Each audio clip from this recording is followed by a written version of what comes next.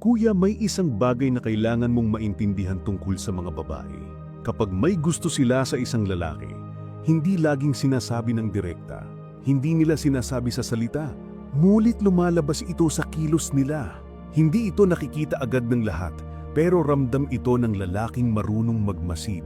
At kung minsan, ikaw mismo ay nagtataka kung ini-imagine mo lang ba ang mga kilos niya o may ibig sabihin talaga ang mga iyon. Kaya ngayon, pag-uusapan natin ang mga gestures na hindi niya sinasadya, ngunit malinaw na nagpapakita ng lihim na pagtingin niya sa iyo. Isipin mo muna ito, kuya. May mga babaeng hindi mo naman masyadong ka-close, pero kapag nasa paligid ka, may kakaiba sa kilos nila. Parang nagiging mas aware sila sa ginagawa mo, sa boses mo, sa presensya mo. Hindi sila umaamin dahil ayaw nilang mahalata. Ngunit ang katawan nila hindi marunong magsinungaling. Makikita mo ito sa paraan ng pagtingin nila. Kunwari, hindi tumitingin. Pero kapag nagsalita ka, napapansin mong saglit silang tumatahimik. Kapag dumaan ka, may bigla ang pag-aayos sa sarili na parang instinct. Hindi nila pinag-iisipan pero ginagawa nila dahil ikaw ang dahilan. Kuya, ang unang sinyalis na lihim kang gusto ng babae ay ang pagiging sobra niyang aware sa presensya mo kahit hindi siya nakatingin ng direkta. Mapapansin mo na habang naglalakad ka, parang may bahagi ng mata niya ang sumusunod sa galaw mo. Kapag may sinagi kang biro o kwento, kahit hindi para sa kanya, parang nagiging tahimik siya saglit.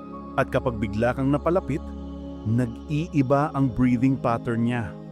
Hindi niya ito iniisip pero lumalabas dahil may nararamdaman siya.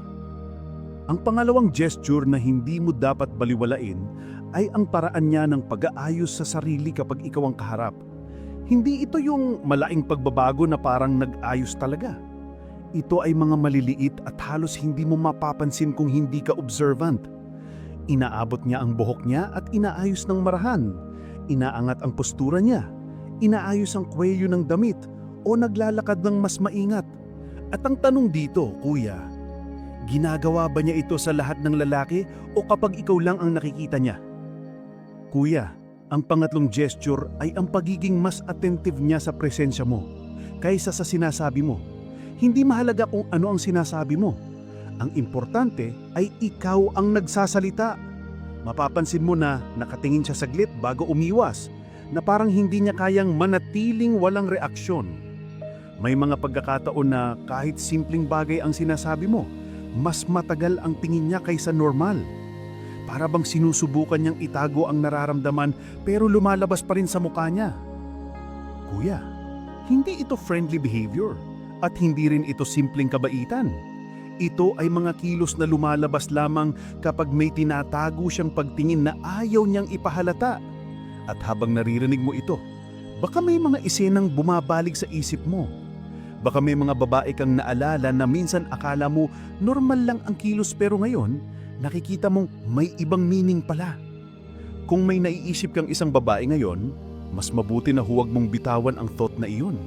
Dahil ang mga susunod na gestures ay mas malalim at mas mahirap itago. Kuya, ngayon na nakita mo ang mga unang pahiwatig, kailangan mong intindihin na habang lumalalim ang nararamdaman ng babae, mas nahihirapan siyang itago ito. Hindi niya sasabihin ng direkta dahil takot siyang ma-reject o masabing assuming. Kaya ang lumalabas ay mga kilos na hindi niya nakokontrol.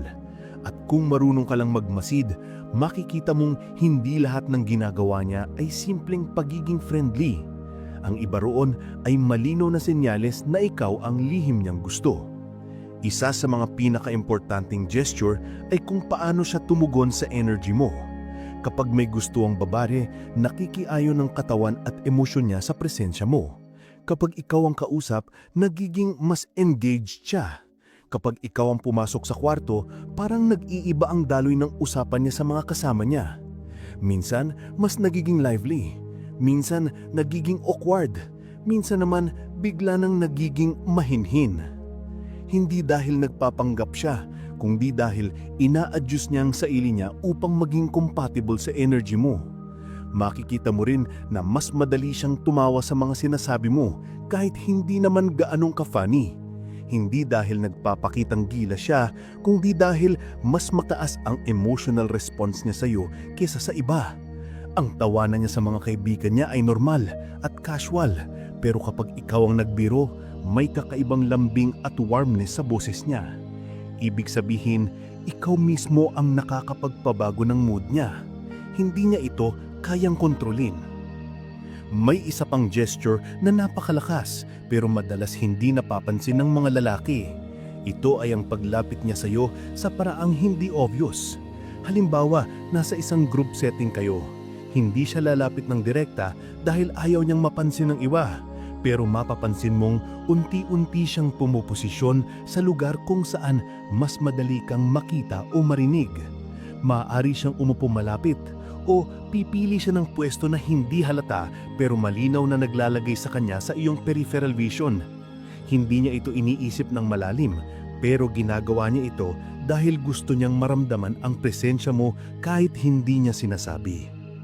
At kuya, isa sa mga pinakamalalakas na senyales na gusto ka ng babae ay kung paano siya magbigay ng atensyon sa mga maliliit mong kwento. Hindi niya tinitingnan ng oras kapag ikaw ang nagsasalita. Kahit simpleng bagay lang ang sinasabi mo tungkol sa araw mo o isang pangyayari na hindi naman dramatic, nakikinig siya ng buo. Hindi siya naghihintay ng punchline, hindi siya naghahanap ng impressive detail. Gusto niyang marinig ang boses mo at gusto niyang mas makilala ang mundo mo. Ang babae na walang interes ay madaling mawala ng focus, pero ang babaeng may lihim na gusto sa iyo, nakikinig siya ng may intensyon, hindi para sumagot, kundi para maintindihan ka. Makikita mo rin sa mga kilos niya na ayaw kanyang ma-offend. Sa iba, diretso siyang magsalita, pero sa iyo, napapansin mong mas maingat ang choice of words niya. Kapag nagkamali siya ng sinabi, mabilis siyang mag-adjust o mag-apologize. Kapag may nabanggit siya na maaaring makasakit sa iyo, agad siyang nagpapaliwanag kahit hindi mo naman tinanong. Ibig sabihin nito kuya, ayaw niyang mawala ang magandang tingin mo sa kanya at hindi niya ibinibigay ang ganitong klaseng pag-iingat sa mga taong hindi mahalaga sa kanya. Isa pa sa mga strongest gestures ay ang pagdami ng mga dahilan niya para makipag-usap sa iyo. Hindi niya ito gagawin ng halata. Hindi siya magpapadala ng message na diretsyong nagpapakita ng interest, pero gagawa siya ng maliliit na excuse para magkaroon ng interaction. Pwede siyang magtanong tungkol sa isang bagay na alam niyang alam na niya. Pwede siyang mag-share ng random meme o magbigay ng comment na hindi namang mahalaga pero malinaw na naghahanap ng connection. Hindi ito dahil bored siya, kundi dahil hinahanap ka niya sa paraang hindi niya kayang aminin. At kuya, may isang gesture na halos hindi napapansin ng marami pero sobrang telling. Ito ay ang pagiging supportive niya sa mga ginagawa mo, kahit hindi niya ito sinasabi ng direkta. Kapag may bagong project ka, nakikita mong interesado siyang tanungin kung kumusta na iyon. Kapag may challenge ka, nagiging tahimik siya at nakikinig ng may genuine concern. Kapag may win ka, siya ang isa sa mga pinakaunang masaya para sa iyo. Hindi niya kailangan ipakita ito ng malaki. Ang sincerity ay lumalabas kahit sa mga maliliit na reaksyon. At kung habang naririnig mo ito ay may babae kang naiisip na ganito ang kilos, hindi yun coincidence. Hindi mo rin ini-imagine, lalong hindi dahil friendly lang siya. Kapag ganito na ang gestures ng babae, ibig sabihin hindi ka na basta simpleng tao sa buhay niya. May nararamdaman na siyang pilit niyang hindi pinapakita pero lumalabas pa rin sa bawat galaw. At sa susunod na bahagi kuya, pag-uusapan natin ang mga gestures na hindi na microsignals. Ito na ang mga kilos na lumalabas kapag sinusubukan na niyang pigilan ng sarili pero hindi na niya kayang gawin. Dito mo makikita kung gaano ka talaga siya niya gusto. Kuya, ngayon papasok tayo sa pinakamalalakas at pinaka-revealing na gestures. Ito na ang mga kilos na hindi na basta-basta subconscious reaction. Ito na ang mga galaw na lumalabas kapag sinusubukan na niyang pigilan ang nararamdaman niya pero hindi niya na kayang itago. At kung makita mo ang mga ito sa isang babae, hindi mo na kailangan manghula kung may gusto ba siya sa iyo. Ang tanong na lang ay kung ano ang gagawin mo pagkatapos. Unahin natin ang isa sa pinaka-importanting senyales. Kapag may gusto ang babae, nagiging protective siya sa connection ninyong dalawa kahit hindi naman kayo. Mapapansin mo na ayaw niyang mawala ang vibe ninyo. Kapag nag-joke ka, natutuwa siya kapag natatawa ka rin. Kapag may kwento ka, gusto niyang siguruhin na iintindihan niya ito ng tama. Kapag may konting tension, mabilis niyang inaayos ang mood. Ginagawa niya ito hindi dahil takot siya, kundi dahil mahalaga ka sa kanya at ayaw niyang nasira ang magandang rapport na unti-unti ninyong nabubuo. Makikita mo rin na nagiging sensitive siya sa mga pagbabago sa tono mo. Kapag medyo malamig ang response mo, parang nag-aalala siya. Hindi man siya magsalita, pero nag-iiba ang energy niya.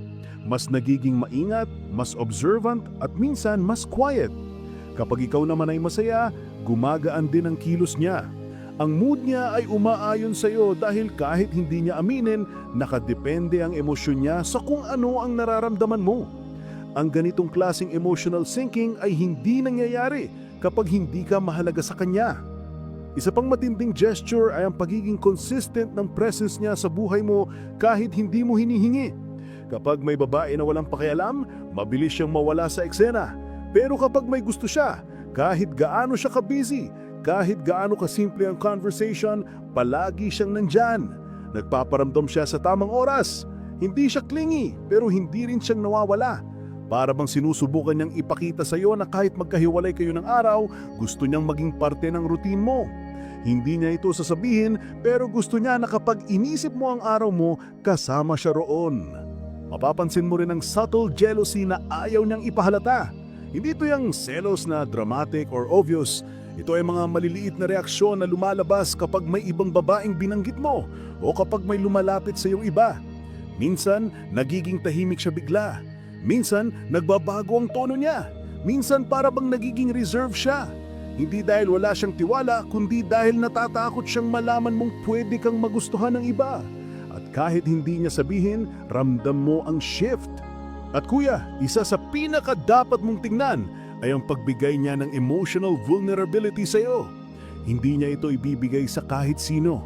Pero kapag ikaw ang naging dahilan kung bakit siya nagiging open, bakit siya nagiging reflective, at bakit siya nagkukwento ng mga bagay na hindi niya sinasabi sa iba, siguradong may malalim na interes iyon.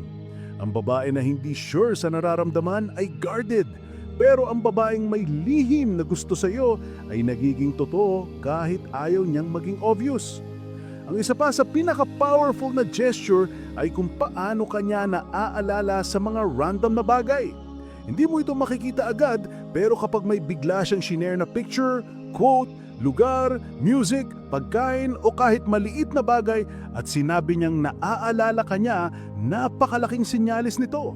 Ibig sabihin, nasa isip ka sa mga sandaling hindi mo inaasahan. At ang tao na nasa isip natin kahit wala namang reason ay taong may epekto sa atin.